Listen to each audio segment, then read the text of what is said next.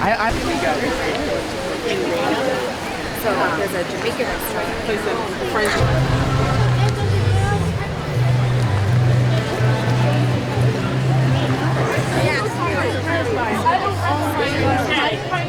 No, that's mine. You're going. This is a reading from Listen is an Act of Love. The bus driver Ronald Roos, 57, interviewed by facilitator Brett Myers, 27. Ronald Roos. I love my passengers. I remember one woman in particular, a senior, who had gotten on the bus. She seemed completely lost. She said she was going to a restaurant on City Island Avenue. I could see she was confused. There was just something about her. She looked so elegant, but with a fur coat on a hot summer day. I asked, "Are you okay?" She said, "I'm fine, but I don't know where the restaurant I'm meeting my friends are at." I said, "Get on, sit in the front." I asked a gentleman to get up so she could sit near me. I said, "I'll run and check each and every restaurant for you." So I checked each restaurant. No luck. But at the very, very last restaurant on the left, I said, "It's gotta be this one. Let me swing this bus around." I swung it around and said, "Don't move. Let me make sure this is the place before you get out." It was a hot summer day and she had a fur on. She could pass out, so I said, "Stay here, sweetie. It's nice and cool in here." I went in and said, "There's a lady in my bus, and she's not sure of the restaurant." I saw a whole bunch of seniors, and they said, "Oh, that's her." I ran back to the bus and said, "Sweetie, your restaurant is this one. Let me kneel the bus." Kneeling the bus is bringing it close to the ground so then she could get off easier.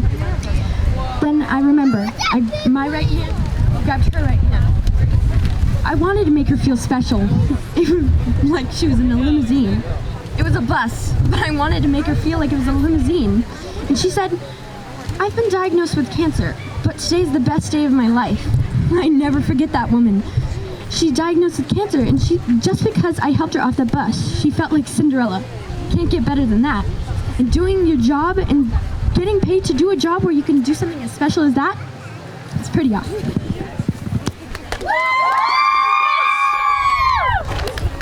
When I was little, I heard pieces of the story of how you crossed from Mexico. I used to hear you guys talk about a coyote.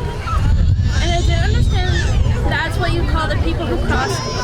For the longest time when I was growing up, I thought you were running with real coyotes in the desert. And they somehow were able to bring you over and carry me safely to the United States. So I thought that I had a special connection to coyotes. But now, I know what coyote means.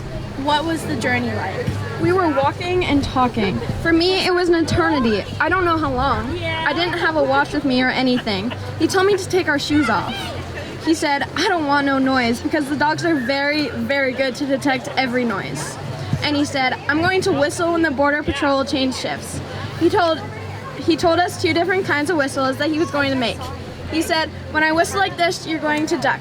When I whistle like this, you're going to run." He whistled, so we went on our stomachs and we stayed there. Oh my God. I could see big ants crawling and I was so scared. Because I was very scared and I wanted to go back. My cousin told me, "Don't worry, it's not going to take that long." So when he whistled again, we stood up and ran. He told us, "Run right now, run." I remember it was torture on those rocks without shoes. So we ran as fast as we could, and then he said, "Put your shoes on right here." We were at kind of like a bridge, and he said, "You're going to walk over that bridge. I'm going to walk behind you.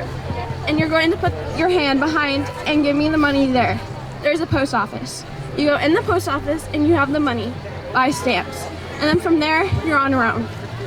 Why do you think he wanted you to buy stamps? I don't know. Probably because he didn't want them to think we were crossing the border. I don't know. There was a telephone booth, and I called a taxi to get to your aunt's house. I wasn't sure if I had enough money to pay for the taxi, but my cousin did. And besides, I couldn't walk anymore because of the rocks. We went through a lot of things, like, for example, not eating. For 6 months, your father lost his job, and we never told you that. I guess because we never wanted to worry you. I do remember a lot of bean tacos, and I had to wear boy hand-me-downs. What kind of job did you have? We were gardeners, and we cleaned offices. I remember the offices. I remember being with my brother in our pajamas with our little plastic feet. And I have memories of running into everyone's office and eating candy from their candy dishes. You used to put us to bed on people's office couches while you worked all night. You remember that? And also, I remember you would always buy us a cup of noodles from the vending machine, like a snack, a soup snack, and then put us to bed, and then you carry us to the car when you guys were done cleaning the offices. I remember that. How old was I when you decided to go back to school here in the U.S.? I guess you were 9 years old when I went to high school and then went to college and then went to university. I was so busy going to school, I guess I neglected you a little bit. No, because of me, because for me, watching you go to school with 2 kids and trying to make ends meet, that was the biggest inspiration for me to finish college. I felt there was no way that I couldn't finish if you could do it with all of that. Even when I wanted to drop out, I felt there was nothing that could stand in my way, that didn't stand in me in yours more. So there's no neglect here. You don't have to worry about that. You never told me you felt like that. It's the most important thing for me, having gone to college, and I felt like anything I do from here on out is okay. Because I already achieved my dream of getting a college degree. Everything else was icing on the cake.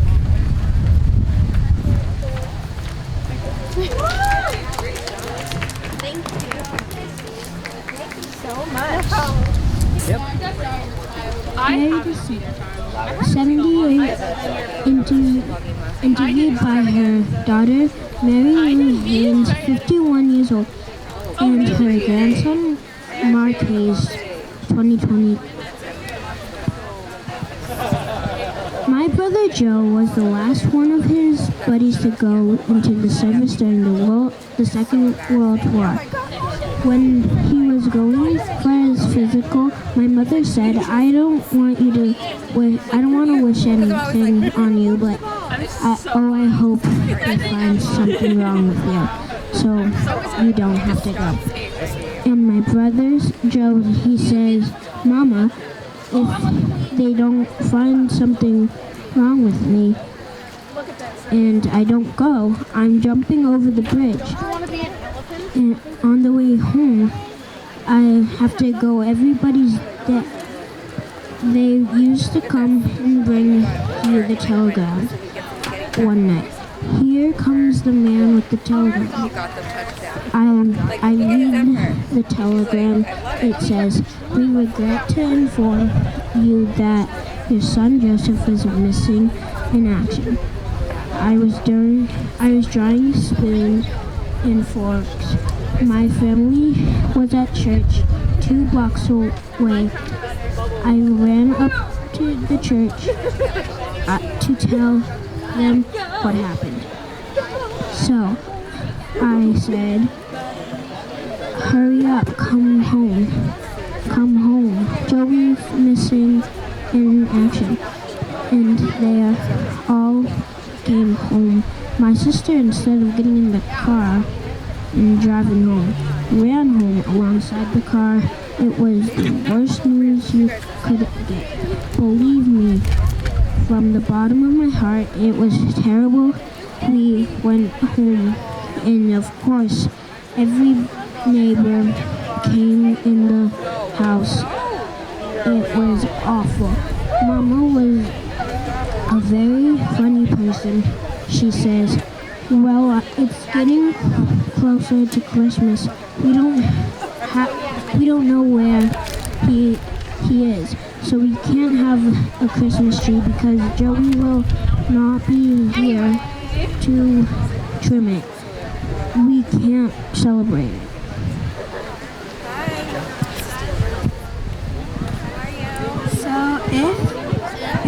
So of course we abided by her wishes on Christmas Eve.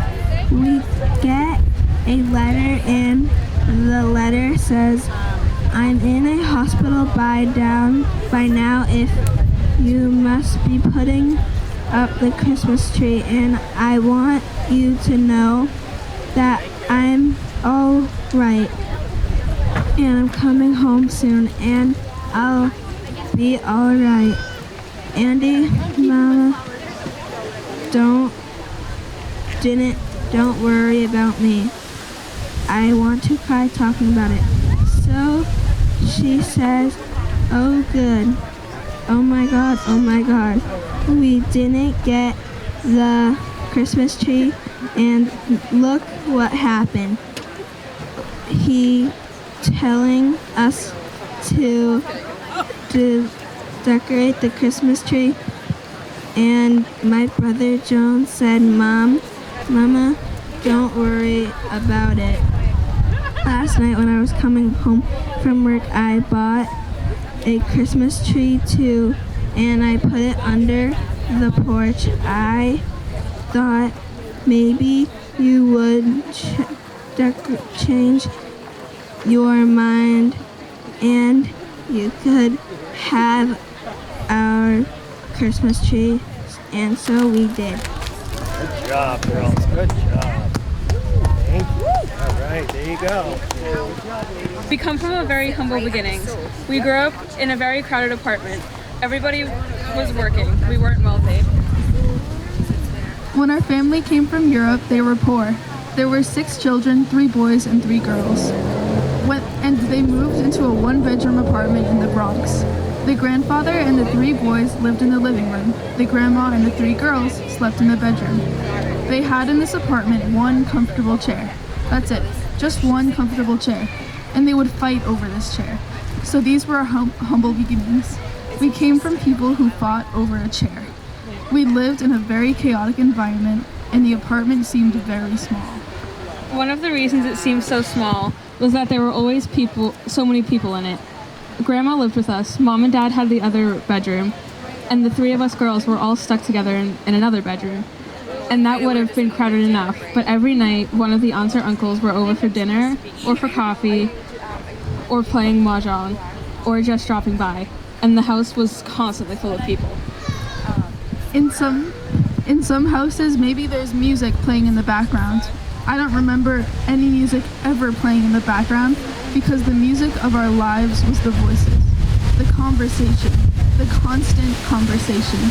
And most of these voices were female voices. Those female voices were in the kitchen, cooking elaborate meals. Even if it was just a regular school night, they were cooking meals that would have several courses. And during the dinner, everybody would be talking at once and talking very fast. It was almost like a contest. It was just something that you were expected to be good at. Even though the quality of their language was so rich, the actual subject matter was the most insane, insignificant stuff. Mom would go to the supermarket and she'd come back and she'd do 45 minutes on the bargains at Olinsky's. Even though they were common people, the thing that is most amazing about them was that they had personality plus. That's what they had, and that's what they transmitted to us. But when we were kids, we hated this. I think we would have killed for a moment of privacy, and I think we must have said to each other 1,000 times, when are these people leaving? Oh my God, Uncle Mac is here. Oh my God, Uncle Sol. And as children in those years, you had to cleave to certain amounts of politeness. And so you had to go out and get a big wet kiss from Uncle Mac. We rebelled against it, and I think there was a long period of time when we didn't appreciate it. We've come a long way, and now at this point in our lives, we're at the same age as our parents were during the period that we're describing. And I see them in a completely different light. I only see the positives. I only see the joy. They were able to turn the ordinary into something absolutely splendid. And I think in the end, if we ask them, did you have a successful life? All of them would have said yes. They loved, they had friends, they were alive. They didn't see the world, but they saw their world, which is maybe better than seeing the world. If Mom and Auntie Lee and our sister Toby came into this room right now, what would you like to say to them? I would say, yes, I hated how you were, but I like it now. I would like to be a 50-year-old woman like you. I really think you did a good job. What I'd like to say is, I was a bad daughter. Oh boy, did I give my mother trouble with all of my rebelliousness. But Mom, I thank you. I know I was wrong. I was young. I am so sorry that we never got to have a rapprochement. I'm so sorry I couldn't be a friend to you, and you couldn't know me as the adult I've become. And we promise that we will carry on as best as we can in the wonderful traditions that you have handed down to us. The stuff of life was meager, and there was one chair. The apartment was stuffy. Who wanted to talk about Alinsky's when the Vietnam War was raging, and when we wanted to go out there and change it? And how dare you scratch my Bob Dylan record? But in the end, we wanted to say to them, thanks for teaching us to talk. Thanks for teaching us to be of the world and be in the world and make our way. Thanks for teaching us to be alive. And thanks for teaching us, and thanks for staying inside of us.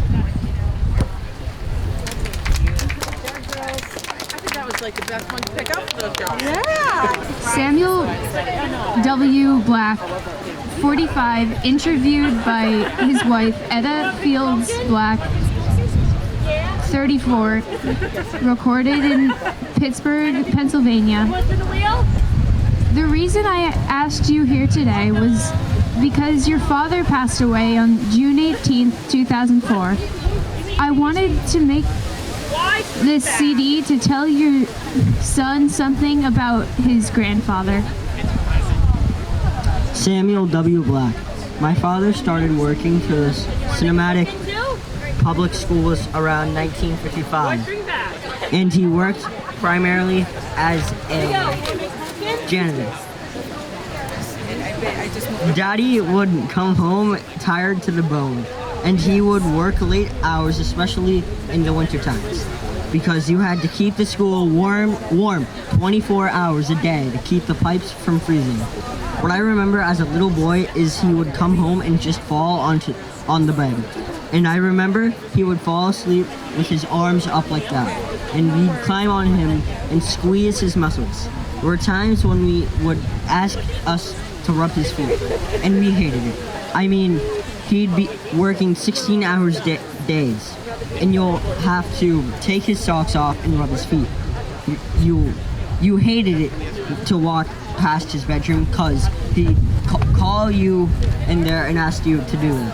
But looking back on it, his body was probably killing him, and he was being smoothed by his little boys. In 1977, when I was in high school, he took me down to the boiler room. In that bad winter in Cincinnati, when it was 20 degrees below zero. By the time I was there, the building was 67 years old. It took a huge city block, 5 floors.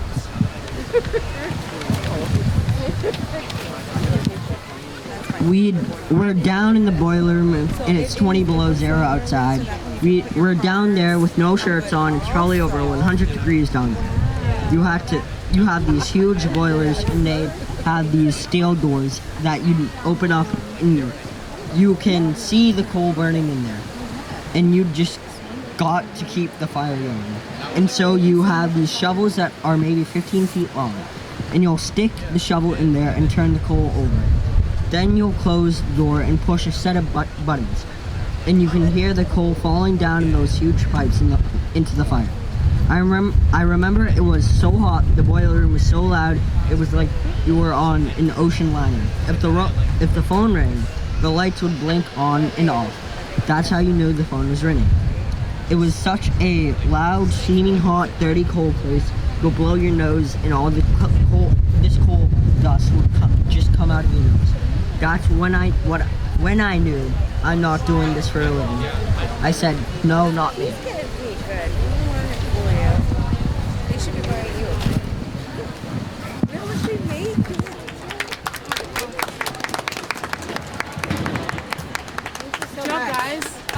Sam Harmon, 75, interviewed by his grandson Ezra, 12 years old. I was born in the year that the stock market crashed in 1929. My first recollection is in 1932. A lot of poor people were around, a lot of what we called hobos, moving around the country, train to train. I remember in Detroit, a homeless, hungry man would show up at our kitchen door and knock and ask if my mother had any leftover food that she could give him. We never refused. We always agreed to do so, and we're happy to. That was always a good memory that I had in those days. How generous people were towards those who did not have. I joined the Navy at 15. The reason I lied about my age was because I was patriotic and wanted to fly a plane. When I was a boy, I hung around airports watching airplanes. When I was 14, somebody said, "Hey kid, would you like to make a parachute jump?" And I did. So I was billed as the youngest parachutist in the world. Then they taught me how to fly. I studied meteorology and radio communications, all in preparation to be drafted into the Army, assigned to the Air Force, transferred to Tuskegee, where I'd become a fighter pilot. That was my dream. I didn't have a choice of which branch of service I went to. They assigned me to the Navy. During all of World War II, black sailors in the Navy had only one job, to act as servants to the white officers. Clean their beds, wash their clothes, cook them food, serve them, just purely servants. I resisted. I said, "You can't draft me to fight for our country and then discriminate." So I spent the first few months of my Navy career in the brig. One day I found myself hallucinating. I was in isolation, sitting on this bench, flying the bench as though it was an airplane. And I was shooting down zeros off the wall. And I realized that the hallucination was worse for me than it was for the Navy. So I decided to capitulate and went to work in the kitchen. After 3 weeks of abruptly transferring me to a job that no other black guy in the Navy had ever been considered for, training as an electronic technician, that came about because the personal man looked at my IQ scores and said, "It's a shame that you have to work in the kitchen." It turned out he simply went into the files and classified me as Caucasian, and nobody knew the difference or cared.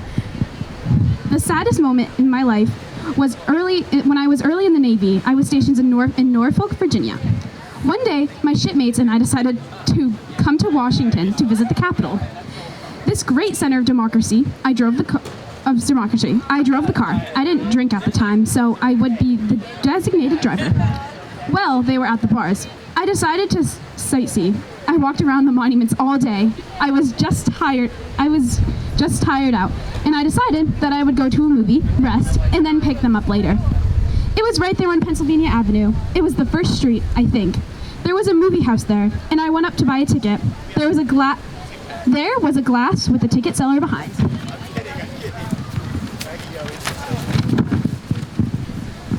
And off the glass just reflected the Capitol dome. And I thought to myself, what a great way to end the day, drinking in all of this democracy. I called for the ticket. She was reading it. She punched the machine. I reached my hand out to get the ticket and lay down the money. She pulled it back. And then she said, "You can't come in here." She saw my black hand and refused to sell me a ticket. The Capitol dome was superimposed on her angry face. Anger that I would have the temerity to ask to buy a ticket. And I just walked the streets crying all night, betrayed that my country could force me to fight a war, but say, "You're not a good enough citizen to come to a movie." You know, it's emotional. My vocabulary is more of a scientific one, so I can't answer your question as fluently as I'd like, even though it took me a while to remember. That's the most painful recollection of anything that's ever happened to me. The saddest moment, without any exception.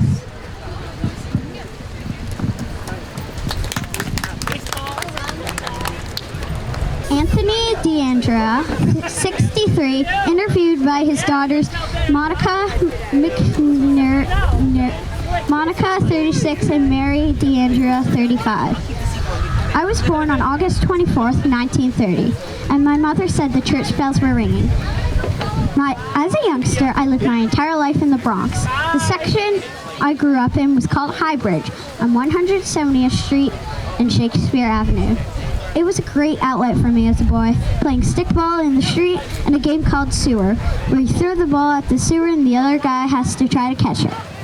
The big game was called Off Point. We would chip together 2 cents here, 3 cents there, and buy a Spalding, a pinkish-looking rubber ball, and you run up and throw the ball and try to hit a molding on an apartment building. If you hit it right, it will send the ball to the other side of the street. It was a big game. We had people watching us, and people with cars wouldn't park near us. My dad came here from Italy in 1911, and he honestly believed that he could pick gold from the streets. My father would tell me all the Italian players on the Yankees. They had some great ones. For example, Tony Lazzeri, Frank Cressetti, and Joe DiMaggio, for example. And so I developed a big interest in the Yankees. Yankee Stadium was on 161st Street and River Avenue, and that would be a 20 to 25 minute walk up and down some pretty steep hills. I rarely went to a ball game because we never had any money to do that. When I was 11 or 12, I used to go down in the mornings when the Yankees were home to get autographs. You could spot a player readily for two reasons. One, which all the Yankee players had to wear jackets, ties, and shirts. The second reason was for 25 cents you got a book called Who's Who with pictures of the team. It would come out just before the season started. It might have been 25 kids hanging around. We waited at the subway stop. There was an elevated subway line and they all exited pretty much from the same spot, so you could see them coming readily. I was such an avid fan. On one occasion, I found a ball on the street and I started getting different players to sign it. My father used to get the daily news every morning, and there was always a story about the Yankees. Whether they won or lost, if they weren't playing, there'd be a story. And this one day, I noticed that it mentioned an off date, but that the Yankees are going to have a workout. So I thought, oh, that'll be a good day to go because there won't as many kids around. Maybe I can get the fellows that I didn't get yet to sign the ball. So I got down there early and there weren't many kids. The first man to come along was Frank Cressetti. I recognized him right away and I said, Mr. Cressetti, could you sign the ball? And he said, sure. Then I realized I was lacking 2 signatures to have the whole team, including the managers and the coaches. One of the major people was the Yankee manager, and very known man, Joe McCarthy. I thought it really should go home, but I'll wait a little longer. Now it was down to 2 kids. Now it was down to 2 kids. I waited, and sure enough, he comes out, and I asked him, Mr. McCarthy, will you sign the ball? I just need your signature and one other. He didn't say much. He signed the ball, and if you see the ball, it's pretty strong handwriting. So now I'm down to 1, who was a reserve catcher. I waited and waited, and now I'm the only one there. Well, sure enough, he comes out, and I ran up to him. His name is Raleigh Hemsley, and I said, Mr. Hemsley, will you sign the ball? He said, get out of here, kid. I said, oh, come on, you're the only one. If you sign it, I'll just have everyone on the team. He said, get out of here, kid. I followed him, and I kept asking him, and he finally says, all right, give me the ball. And he signed it, and that was that. And sure enough, it was the 43 Yankees, the World Championship team. Thank you. You guys did great. Awesome job, girl. Thanks. Hello, and thank you for being with us and listening to our amazing kids read from that book. It was really inspiring. I'm Liana Gorman from Easton Collaborative Theater. And I am Perla Castañeda with Raising Multicultural Kids. So we started working together. Some of our families are involved in both of our programs. And so, we're a nonprofit youth theater program for many of the communities in the area housed in Easton. And being exposed to those families and having them involved in our programs has been amazing. We really focus on inclusivity, whether that's gender, race, ability, anything you could think of. And so it's really been great to extend.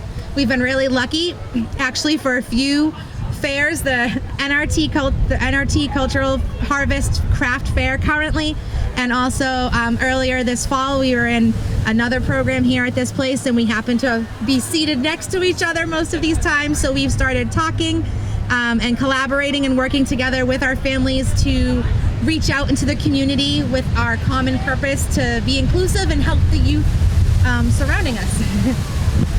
Absolutely. And with this partnership, it's been a great collaboration because these theater students have been helping us celebrate diversity and helping us spread the words in regards to inclusion and, you know, celebrating themselves and the community. So it's a great collaboration between both. Right, and another thing I really love too is that in particular one of our families with a few of the kids from Raising Multicultural Kids happen to be adopted, which I think is amazing, and seeing them come from different backgrounds in different areas, they were very much, you know, in a new environment, you can be shy and you can be unsure of things, so being a part of our theater program and watching them really come out of their shells and be confident, you just saw some of them read, it was amazing, and it's been very touching, and we hope to build this collaboration and to serve the diverse youth of all of our communities. Absolutely. I agree. Thank you. Thank you.